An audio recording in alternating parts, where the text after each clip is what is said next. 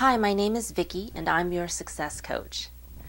Do you have food cravings? Not like you eat a lot of something, but you really crave a particular type of food. Well, watch this video to get a food personality profile based on your food craving. So when I go to CrossFit gyms, I have people fill out this form and I interpret their food cravings, and they always get a kick out of it because they have no idea how I know so many intimate details about them just based on their food craving. But it's true.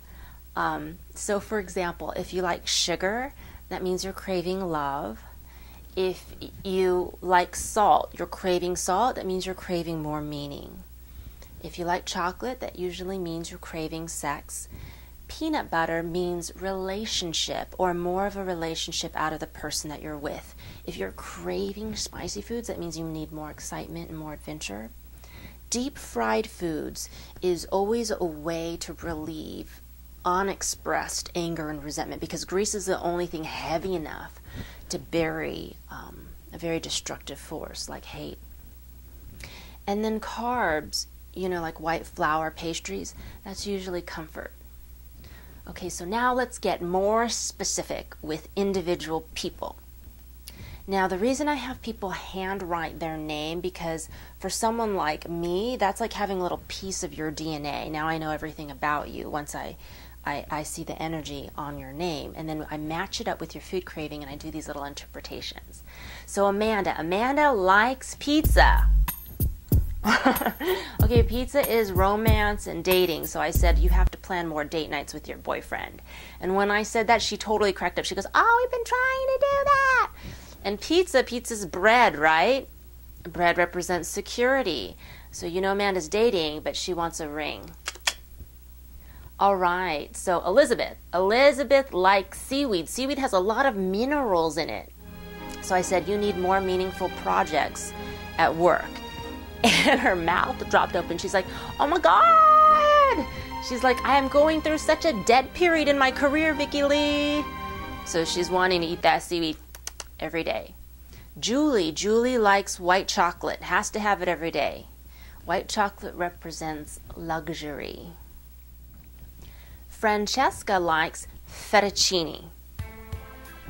Okay, anytime someone has pasta, I know that they're either married or they're in a relationship.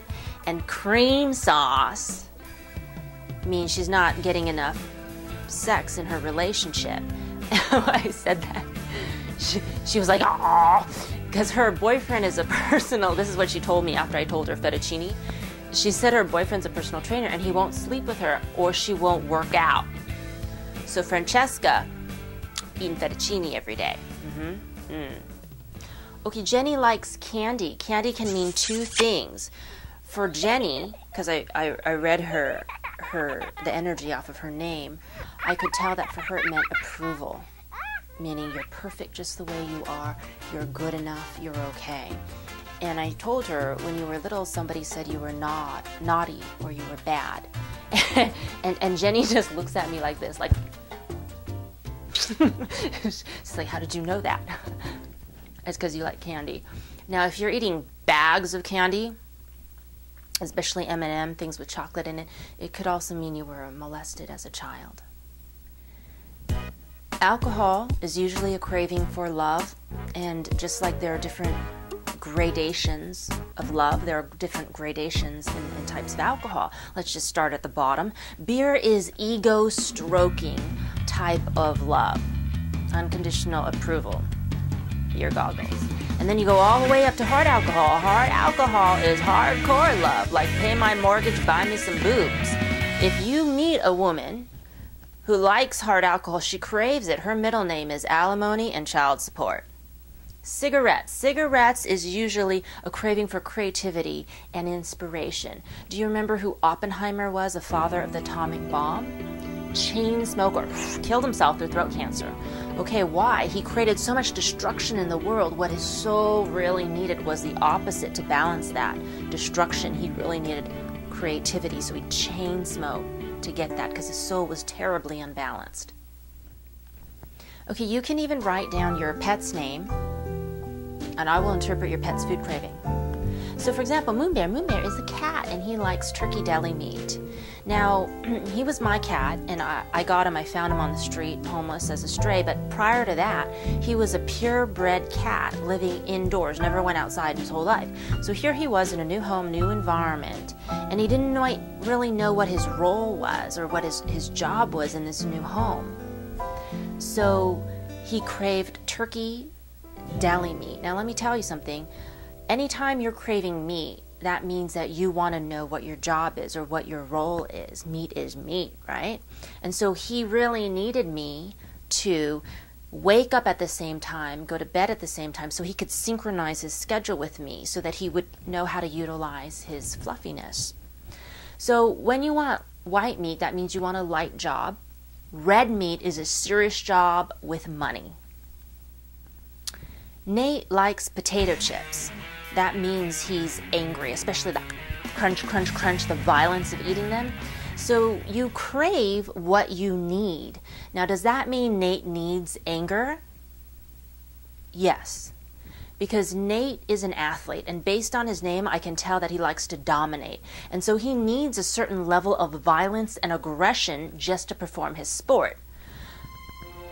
The opposite of that is like someone like a yogi who would crave water or tea. So if a gunman came into the gym and threatened everyone, Nate would need all that anger to fight the gunman and protect everyone. Versus a yogi would need the inner peace to sacrifice himself so that the gunman would shoot him and not everyone else, let everyone else live. And so if you are craving water, that means you're craving sacrifice or martyrdom. And believe it or not, a lot of saints actually do crave water. So we crave what we need. And as soon as we get that need fulfilled in our life, our food craving stops. Or we move on to the next food craving, which is the next thing that we need in our life. What I help you do is when we get together to coach, I will help you build a food vision map. In my book, there are a few chapters describing this in detail. For example, Lillian would always eat fast food when she hung out with her mother, and her mother was full of resentment, and that grease was helping bury that resentment of her mother. Whenever she was with her sister, who was perpetually single and lonely, she always felt like eating sugar, like candy. And when she was with her grandfather, who was an alcoholic, and the alcohol had leached all these nutrients out of his body, she always felt like eating meat. And with her dad, who was kind of going through an insecure period in his career, he was insecure, she always felt like eating oatmeal and bread and cereal, comfort foods.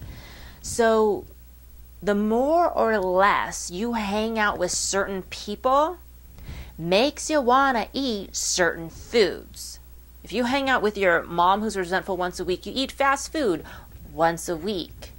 Does that make sense? Like your other people can determine how you eat, and that's called being a sympathetic eater. Sometimes our food cravings comes from the emotional and mental needs of the people around us.